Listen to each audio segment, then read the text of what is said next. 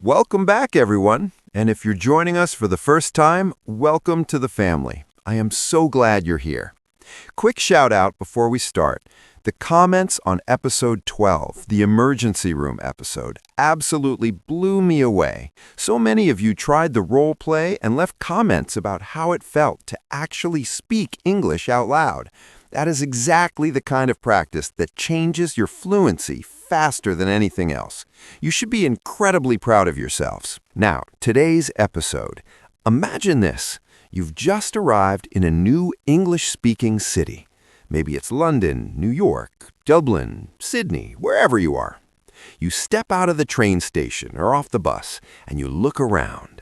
There are streets, signs, people rushing past, buses with numbers and route names, a map that makes no sense, and you need to get from where you are to where you want to be, entirely in English. What do you say? Who do you ask? How do you describe where you're going? How do you understand the directions you're given? That is today's episode. We are going to the streets of the city, and I promise you, by the time this video is over, navigating in English will feel completely natural. Here's the plan. We start with 15 vocabulary words that are essential for city navigation. Then 3 conversations, asking a stranger for directions, navigating public transport, and dealing with getting completely lost. Then 8 expert listening tips for noisy outdoor environments. Then our gap fill exercise, where you complete real lines from the conversations. Then the role play, and this one is going to be a lot of fun because you're going to play a tourist trying to find their way. Then 30 bonus phrases across 6 real-life street and city situations. And finally, our outro, where I'll tease episode 14. Notebook out, pen ready, let's explore this city together.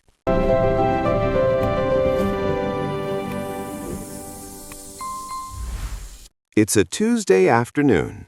Sophia, a young Spanish tourist visiting London for the first time, is standing on a busy street near Covent Garden.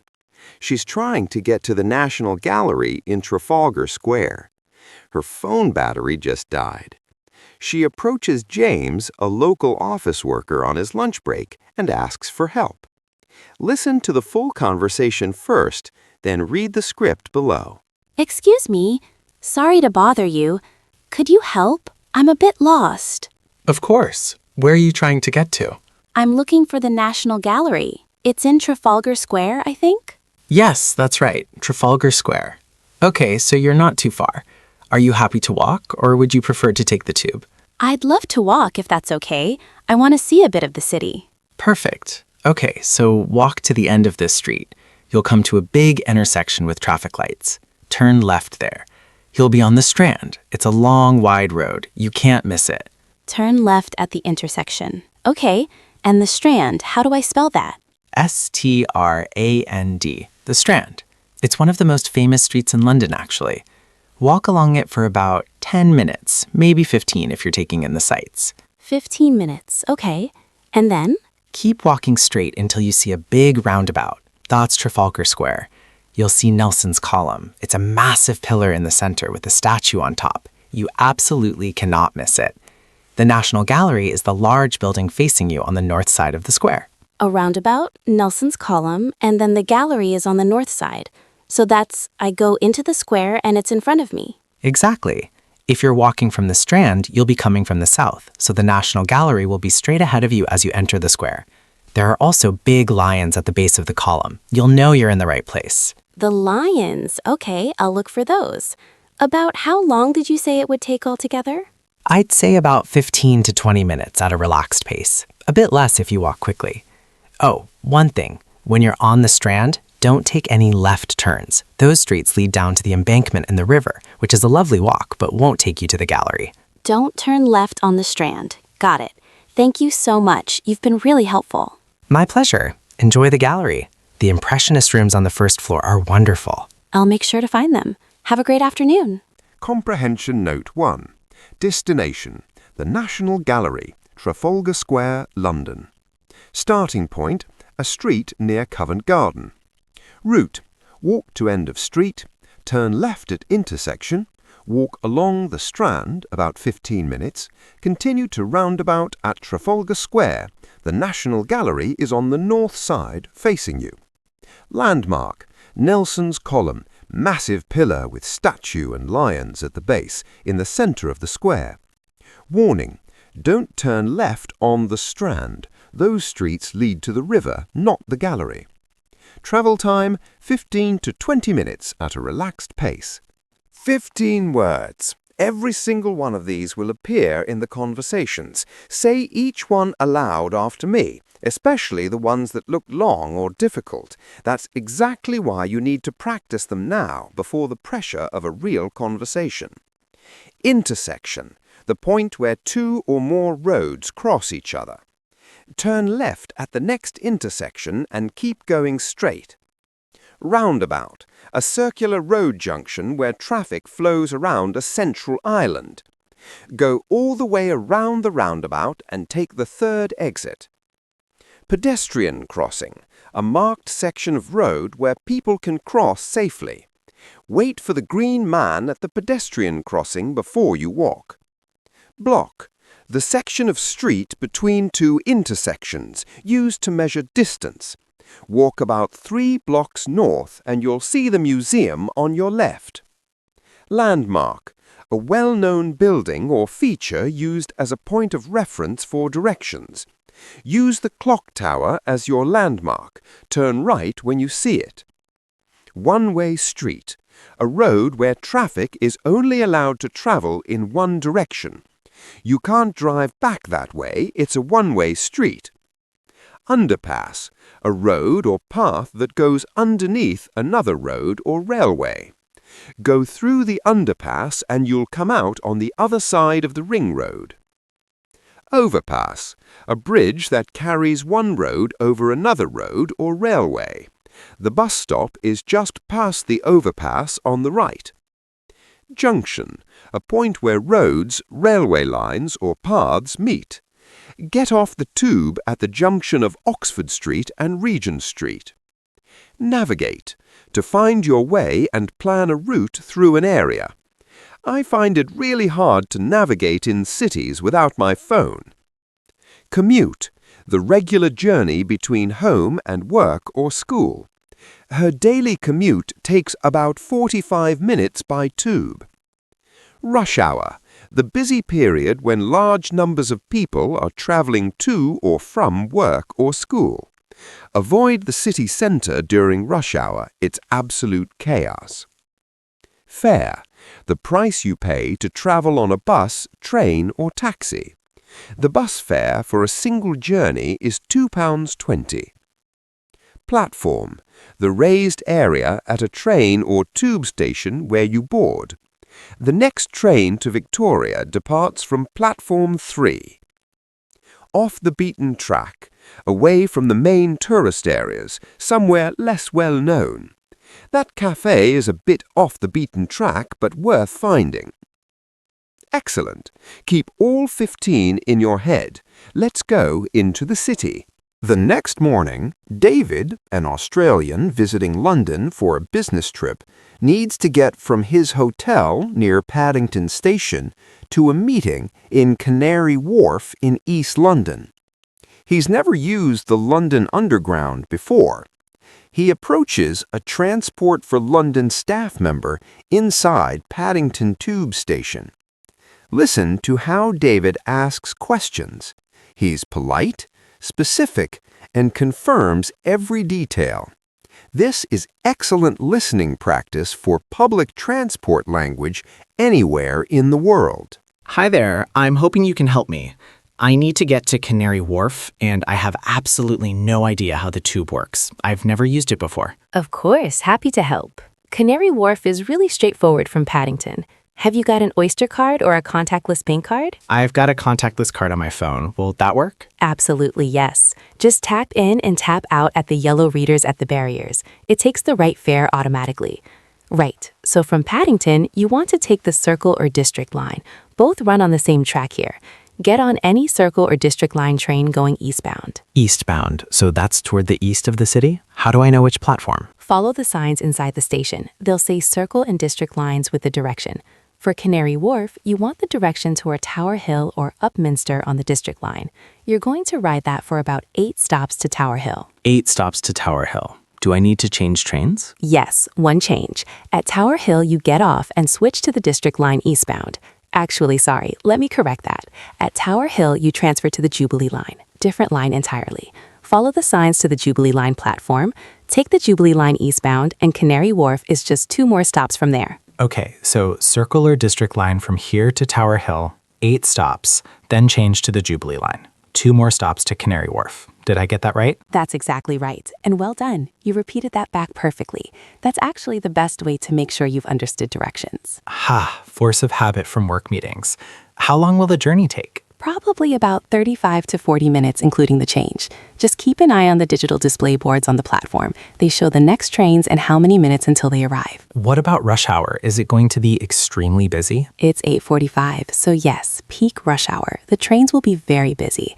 If you can, let a packed train go and wait for the next one. It's usually 30 to 60 seconds behind. The Jubilee Line trains are very frequent. And the fare, roughly how much should I expect to pay? With contactless, the single fare for that journey in Zone 1 and 2 will be around £2.70 to £3. The system caps your daily spending automatically, so you'll never pay more than the daily cap, even if you make several journeys. That's brilliant. One last thing, is Canary Wharf easy to find when I come out of the station? Very easy. It's an enormous station, one of the largest on the whole network. When you come out of the main exit, you'll be right in the heart of the business district. There are signs everywhere. You really can't miss it. Fantastic. Thank you so much. I feel much more confident now. You're very welcome. Have a good meeting. Comprehension note. Conversation 2. Journey, Paddington to Canary Wharf, London. Payment, contactless card on phone. Tap in and tap out at yellow barriers. Step 1. Take Circle or District Line eastbound from Paddington. 8 stops to Tower Hill. Step 2. Change at Tower Hill to the Jubilee Line eastbound. 2 stops to Canary Wharf. Total time 35 to 40 minutes including the change. Rush hour tip. If the train is parked, let it go and wait 30 to 60 seconds for the next one. Fare around £2.70 to £3 single. Daily cap applies. Won't overpay if making multiple trips. It's early evening. Amira, a French student studying in Edinburgh, is trying to find a restaurant she's booked for a birthday dinner. She's been walking for 20 minutes, and the restaurant simply isn't where she thought it was. She's starting to panic slightly. She stops outside a small convenience store and speaks to the shopkeeper, Mr. Patel, who knows the neighborhood well. This conversation is full of natural, reassuring language and some brilliantly useful phrases for when things go wrong. Excuse me, I'm so sorry to bother you. I'm completely lost and I'm starting to panic a little. Could you possibly help me? Of course. Don't panic. Where are you trying to get to? A restaurant called the Copper Kettle. It's supposed to be on Rose Street. I've been walking for 20 minutes and I can't find it anywhere. The Copper Kettle. Yes, I know it well. Ah, you're not on Rose Street, love. You're on Thistle Street. They're very similar names, and this happens all the time. Oh no, so I'm on completely the wrong street? Not too far wrong, don't worry. Rose Street runs parallel to Thistle Street. They're 1 street apart. You're actually very close. Here, let me explain properly. Please, thank you so much. Come to the end of this street, Thistle Street, and you'll hit George Street. It's a very wide road. You'll know it immediately. Turn right onto George Street, walk for about 1 minute, and then take the first left. That left turn will take you directly onto Rose Street. So, end of this street, right onto George Street, first left onto Rose Street. Exactly. And the Copper Kettle, from where you enter Rose Street, it's about halfway along on the right-hand side. Look for a dark green door and a hanging lantern outside. A green door and a lantern. That's really helpful. How long should it take me? 3 minutes if you walk at a normal pace, maybe 4. It's honestly very close. Oh, thank goodness. I was worried it'd be really late. I have a dinner reservation at 7:30. You'll make it with time to spare. One thing though, when you get to Rose Street, a road narrows and becomes pedestrian only. Don't worry, that's normal. Keep walking even though it feels like a little alley. Oh, that's good to know. I might have thought I'd taken a wrong turn again if I hadn't known that. Yes, a lot of people get confused there. It opens up again after about 30 meters, and that's where most of the restaurants and bars are. Wonderful. You've been incredibly kind. I feel so much better now. Thank you, truly. My pleasure. Enjoy your dinner. Happy birthday to whoever it's for. Thank you. Have a lovely evening. Comprehension note. Conversation 3. Problem. Amira is on Thistle Street, not Rose Street. Similar names, one street apart. Route. Walk to the end of Thistle Street, right onto George Street, first left onto Rose Street. Landmark. The Copper Kettle. Dark green door, hanging lantern, halfway along Rose Street on the right. Travel time, 3 to 4 minutes. Important detail. Rose Street narrows into a pedestrian-only zone. This is normal. Keep walking. Lesson. Parallel streets with similar names are a common confusion. Always double-check the street name. 8 expert tips for listening to directions and navigation in English. These are specific, not general. Every one of them will help you in a real city situation. Tip 1. Listen for sequence words first. Direction giving in English is almost always structured with sequence words. First, then, next, after that, finally. When you hear one of these words, get ready. Important direction information is coming. If you miss the direction itself, the sequence word tells you whether it's the first step, a middle step, or the last one. This context helps you piece together what you missed. Tip 2. Numbers and measurements are critical. In directions, numbers carry the most important information. 3 blocks, 8 stops. Turn at the second traffic light. Walk for 15 minutes. Train your ear to catch numbers immediately. If you hear a number but miss what comes after it, ask for clarification. The number without context is useless. Tip 3. Repeat back what you've heard. David demonstrates this perfectly in Conversation 2 when he repeats back the entire route to the TFL staff member. This technique, called back-channeling or checking back, does 2 things. It confirms you understood correctly, and it forces the other person to correct any errors. This is not a beginner technique. It's what confident, fluent communicators do. Use it every time. Tip 4. Know the compass directions and city orientation words. North, south, east, west, but also the right-hand side, on your left, straight ahead, behind you, on the corner, facing the park, opposite the station. Directions in English use a mix of compass points and relative orientation. Make sure you're equally comfortable with both. If someone says the building on the east side, you need to know which way east is from where you're standing. Tip 5. Listen for landmarks, not just street names.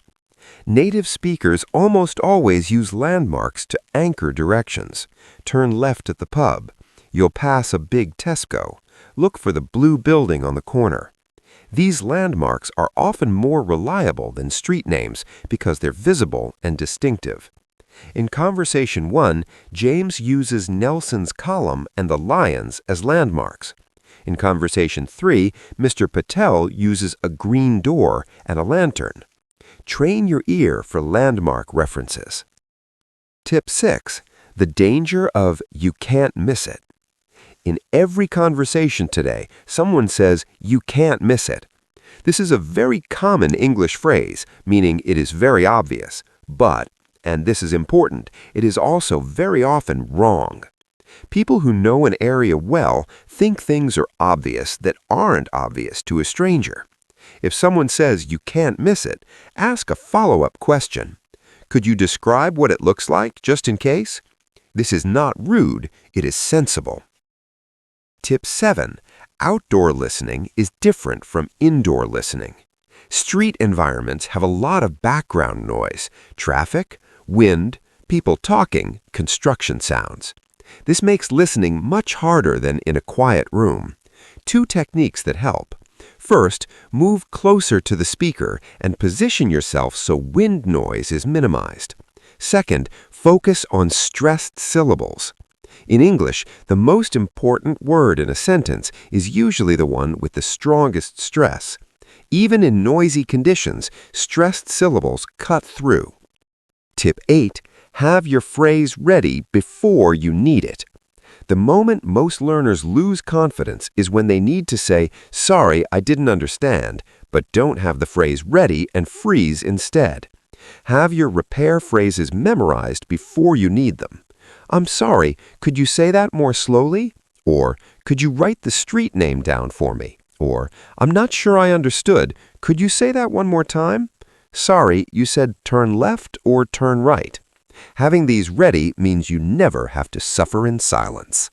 Time to test your listening memory. 3 short clips, one from each conversation. Listen to the clip, then fill in the missing words from memory. Each blank is one word or a short phrase from the actual audio. How this works. Step 1. Read the gapped excerpt below. Step 2. Listen to the short clip from that conversation, timestamp given. Step 3. Fill in each blank for memory. Step 4. Check your answers revealed at the bottom of this section. Walk to the end of this street. You'll come to a big, with traffic lights. Turn left there. You'll be on it's a long, wide road. You can't miss it. 15 minutes. Okay, and then?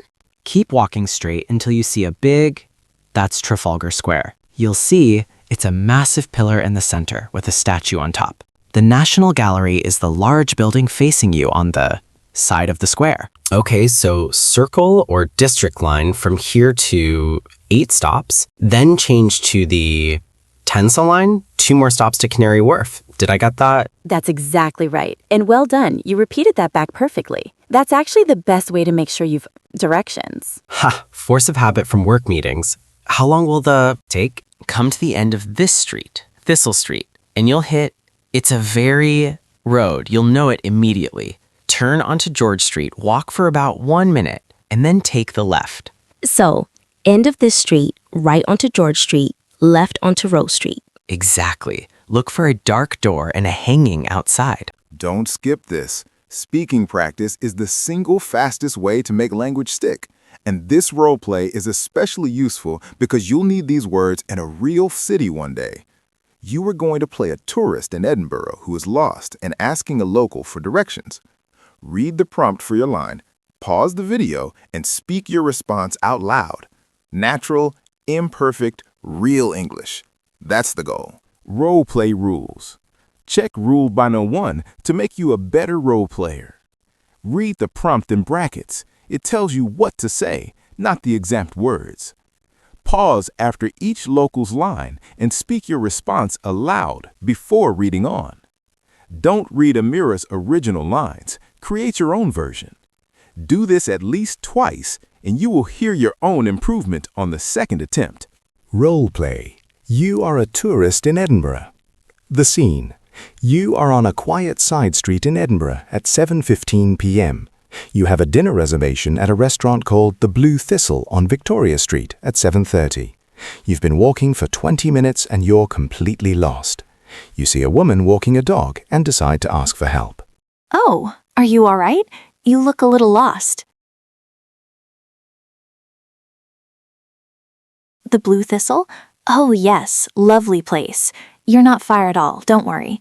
Can I ask, where did you come from? Did you walk up from Grassmarket?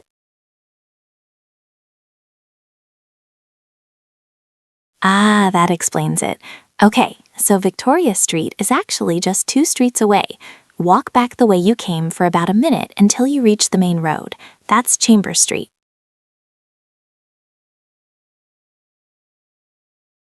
From Chambers Street, turn left and walk uphill. You'll pass the Museum of Scotland on your right. It's a big stone gelding. You can't miss it. After the museum, take the next right, and that will bring you straight onto Victoria Street.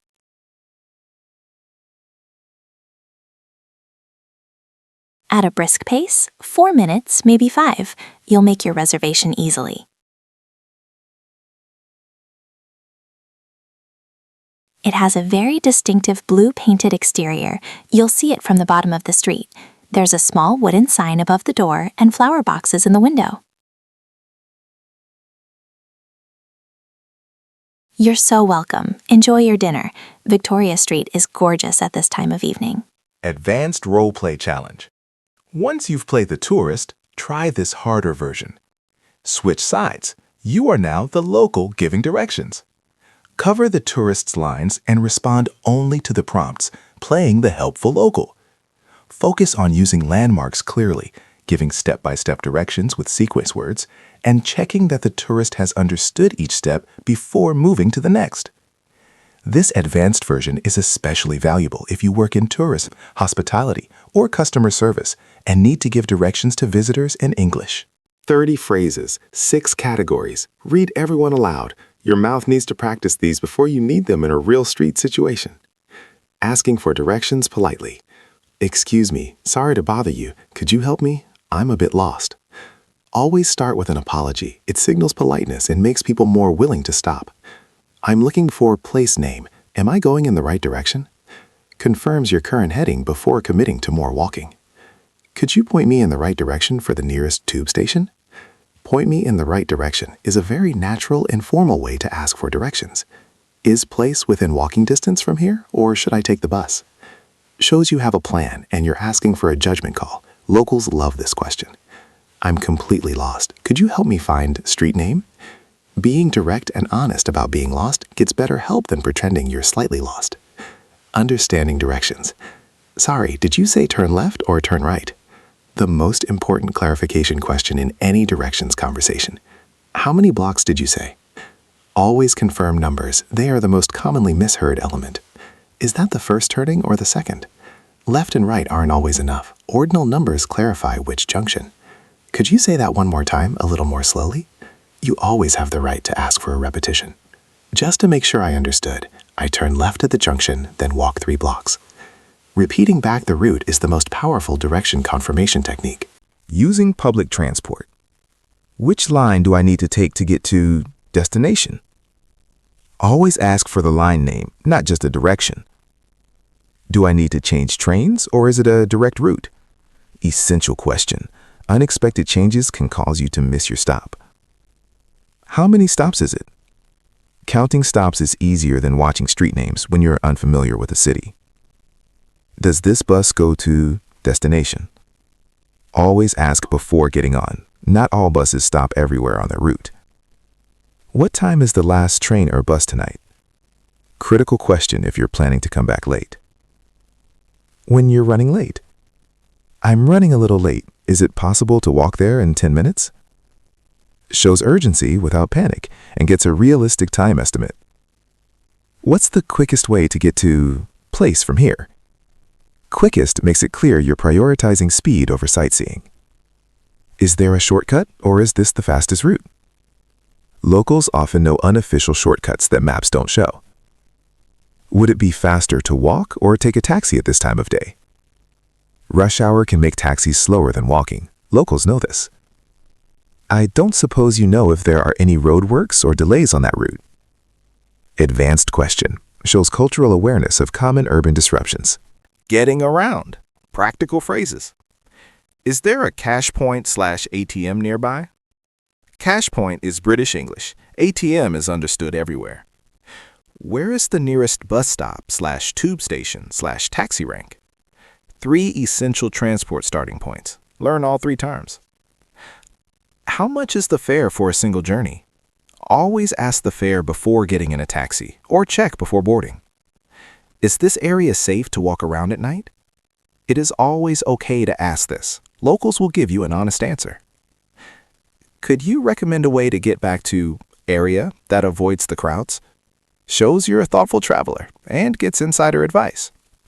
When things go wrong. I think I've gone the wrong way. Could you help me get back on track? Back on track is a great idiom. It means to return to the correct path or direction. I followed the directions, but I ended up in completely the wrong place. Could you help? Being honest about failure gets better help than trying to save face. My phone battery has died and I don't have a map. Could you tell me where I am? A surprisingly common situation. Knowing how to phrase this is genuinely useful. I missed my stop. What should I do now? Ask a fellow passenger or driver. They will almost always help. Is there somewhere nearby I could sit down and figure out where I am? It is always okay to stop, rest, and reorient before moving again. And that is episode 13, At the Streets of the City. Done! Today you learned 15 vocabulary words for urban navigation, from intersection and roundabout to pedestrian crossing and landmark. You listened to 3 realistic conversations covering asking strangers for directions, navigating the London Underground from scratch, and finding your way after getting completely lost. You picked up 8 expert listening tips specifically for outdoor and noisy environments. You completed the gap fill exercise, testing your recall of real lines from the audio. You did the role play, and I really hope you spoke out loud for that one. And you collected 30 bonus phrases across 6 city and transport situations. Before you close this video, I want to give you one challenge for this week. It doesn't matter where you live. Find a map of your own city or any city you know well. Give directions from one place to another entirely in English. Write them down, say them out loud, and use at least 10 words or phrases from today's episode. That one exercise will cement today's vocabulary better than watching this video 3 more times. What I want you to comment below today is this. Which of the 3 conversations did you find hardest to listen to, and why? Was it the street directions, the tube instructions, or getting lost in Edinburgh? Tell me in the comments, and if you attempted the role play, tell me how it went. I read every single one. A quick reminder, the free Q&A workbook for this episode, 24 comprehension questions and full detailed answers, is linked in the description. Download it, print it, do it. It's free and it's the deepest practice available for this content. Now, episode 14. I've been planning this one for a while, and I think you are going to absolutely love it. Imagine you are in a foreign country. Your suitcase is broken. Your hotel room is not what you booked. The tour you paid for was canceled without warning, and you need to complain, politely, clearly, and effectively, entirely in English. Next week, making complaints and resolving problems. It's going to be incredibly useful, a little bit satisfying, and full of the kind of English that most courses completely ignore. You do not want to miss it. Keep listening, keep practicing, keep exploring. The city is yours.